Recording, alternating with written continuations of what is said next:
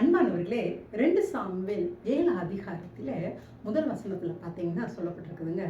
தாவீது ராஜாவுக்கு அவனை சுற்றிலும் இருந்த சத்துருக்கள தேவன் அகற்றினாராங்க. அகற்றி அவனுக்கு ஒரு நல்ல வீடு, அதாவது அவனுடைய குடும்பத்துல நிம்மதியா இருக்கும்படியா செய்தாராங்க.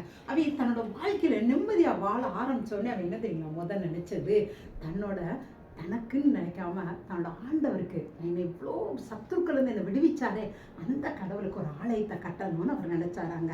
அதாவதுங்க, தேவனுடைய பெட்டியானதுங்க ஒரு கூடாரத்தில் தாங்க இருந்துச்சு அது வரைக்கும். ஆனால் இப்போ என்னன்னு கேட்டிங்கன்னா, ஆதியாமத்துலேருந்து நீங்கள் படிச்சீங்கன்னா தெரியும், கடவுளுக்குன்னு ஒரு ஆலயத்தை அவர் கேட்கவும் இல்லை, இவங்களும் யாருமே கட்டலை. ஆனால் முத தாவீது கடவுள் மேலே மிகுதியான அன்பை வச்சது மட்டும் இல்லைங்க, ஒரு நன்றியுள்ள இருதயம் அவனுக்குள்ளே இருந்ததுனால அவன் என்ன கேட்டான்னா, கடவுளுக்கு ஒரு வீடு கட்டணும் அப்படின்னு ஆசைப்பட்டாங்க. உடனே கடவுளுக்கு அவன் மேலே ரொம்ப சந்தோஷங்க. இப்படி ஒரு நன்றியுள்ள இருதயத்தை நான் பார்த்ததே இல்லை, இவ்வளோ அன்புள்ள இருதயத்தை நான் பார்க்கவே இல்லைன்னு உடனே அவனுக்கு ஆசீர்வாதத்தை அள்ளி தட்டிடுறாருங்க. நீங்கள் அதில் பாருங்களே, அவனுக்கு நீங்கள் அந்த வசனம் அதிலே பார்த்தீங்கன்னா 9வது வசனத்தில் பார்த்தீங்கன்னா அந்த அதிகாரத்தில் அவனுக்கு பெரியோர்கள் கொத்த ஒரு நாமத்தை தருவேன்னு சொன்னாருங்க. அப்படின்னா என்னன்னு கேட்டால், அந்த பூமியில பேசப்படுகிற ஆட்கள், அதாவது நம்முடைய காந்தி, நேரு, நம்ம இந்தியாவில் இந்த மாதிரி ஒரு ஸ்பெஷல் பீப்புளை நம்ம பேசுகிறோம் இல்லைங்க, அவங்க இந்த காரியங்களை செய்தாங்க அப்படின்னு சொல்லி, அந்த மாதிரி தாவீது ராஜாவுக்கு ஒரு நற்பெயரை, அதாவது கிறிஸ்தவங்களுக்கு யாருக்குமே தாவீதுன்னு தெரியவே தெரியாமல் இருக்காதுங்க, அந்த அளவுக்கு ஒரு ஃபேமஸ் நாமத்தை அவனுக்கு கொடுத்தாராங்க. அது மட்டும் இல்லை, ஏசப்பாவோட பேரே என்னதுங்களா, தாவீதின் மைந்தனா. அப்பா, எந்த அளவுக்கு தாவீதோட நன்றியுள்ள இருதயத்தை ஏசப்பா ரசிச்சிருக்காரு பார்த்தீங்களா. அது மட்டும் இல்லைங்க, இன்னொரு காரியத்தை அவருக்கு செய்கிறாரு. என்ன தெரியுங்களா, அவருக்கு ஒரு நிலைச்ச ஒரு வீடை கட்டுவேன்னு சொன்னாருங்க. அதாவது, நீ எனக்கு வீடு கட்டுவேல, அதை கட்டுவேன் நீ ஆசைப்பட்டில்ல, நீ விட்டுரு, நான் அதே காரியத்தை உன் மகன் மூலமாக நான் நிறைவேற்றுவேன்னு சொல்லிட்டு என்ன சொல்கிறாரு, உனக்கு நான் ஒரு வீடு கட்டுவேன்னு சொல்கிறாருங்க. வீடுன்னா என்னங்க, சும்மா ஒரு பங்களா கட்டி தருவேன்னு சொன்னாரா? அப்படிலாம் இல்லைங்க. அவர் சொல்கிற வீடு என்னன்னு கேட்டிங்கன்னா, சவுலோட ராஜ்யபாரம் அவன் தப்பு பண்ணோன்னு என்ன ஆகுச்சுன்னு கேட்டிங்கன்னா, அந்த ராஜ்யபாரம் பிடுங்கப்பட்டு தாவீதுக்கு கொடுக்கப்பட்டதுங்க. அது நிமித்தம் அதுக்கடுத்து சவுலோட வம்சத்துல யாருமே இல்லைங்க. ஆனா இங்க பாத்தீங்கன்னா ஆண்டவர் சொல்றாரு, உன்னோட வம்சத்துல அநேகம் பேர், அதாவது உன்னோட வம்சம் நிலைச்சு நிற்குங்கிறாருங்க. நிலைச்சுன்னா அவங்களோட ராஜ்யபாரம் நிலைச்சு நிற்கும், உங்களோட அதிகாரம் நிலைச்சு நிற்கும், உங்களோட சிங்காசனம் நிலைச்சு நிற்கும். அதாவது உன் பிள்ளைகளுக்கு பிறகு பிள்ளைகளுக்கு பிறகு பிள்ளைங்க, நீங்க தான் அரசாளுடைய யூதர்களை அப்படின்னு சொல்லி அந்த குடும்பத்துக்கு ஒரு நிலைத்த ஒரு ராஜரிக அபிஷேகத்தை அவங்க கொடுத்தாருங்க.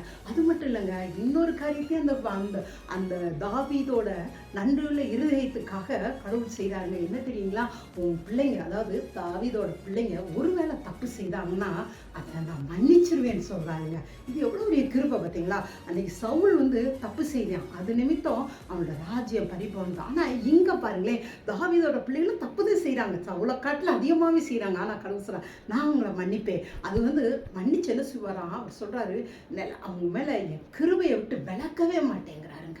எவ்வளோ ஒரு வாக்குத்தத்தம், எவ்வளோ ஒரு அருமையான வார்த்தை பார்த்தீங்களா. அப்போ ஆண்டவர் கிருபை விளக்கலன்னொன்னையும் எவ்வளோ ஒரு கிருபை. அதனால தாங்க அவங்க அவ்வளோ நாள் வரைக்கும், அதாவது இன்னைக்கு இருக்கிற நெத்தானியால கூட சொல்கிறாங்க, தாவீதோட வம்சத்தில் ஒரு ஆளாக கூட இருக்கலாம், அதாவது சந்தேகத்தின் பேரில் அப்படி சொல்கிறாங்க.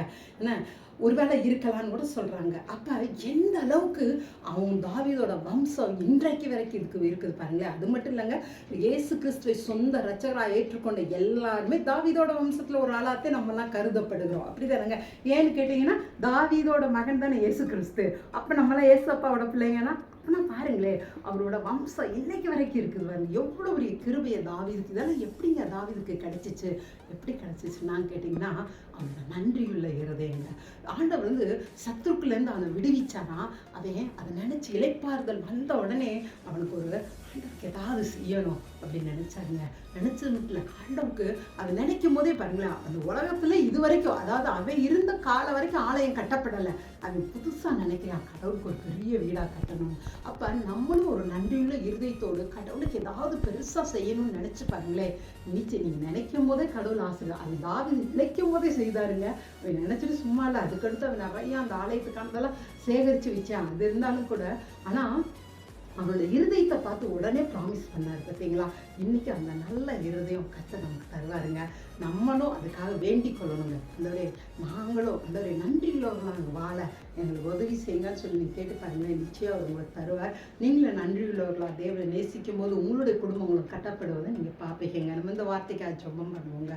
ஏசப்பா, இந்த நல்ல வார்த்தைக்காக ஸ்தோத்திரம் ஆண்டவரே. நீரும் எங்களுடைய வீடுகளை கட்டுவேன். எப்பொழுது ஆண்டவர் உம்முடைய ஆலயத்தை நாங்கள் கட்டும்போது ஆண்டவரே, எனவே உங்களுடைய ஆலயத்தை கட்டக்கூடிய ஒரு நன்றியுள்ள இருதயத்தை ஆண்டவரே எங்களுக்கு நீர் கொடுக்கும்படியா அப்பா உம்மை நோக்கி பார்க்கிறோம் சுவாமி. இயேசுவின் நாமத்தால் பிதாவே, ஆமென்.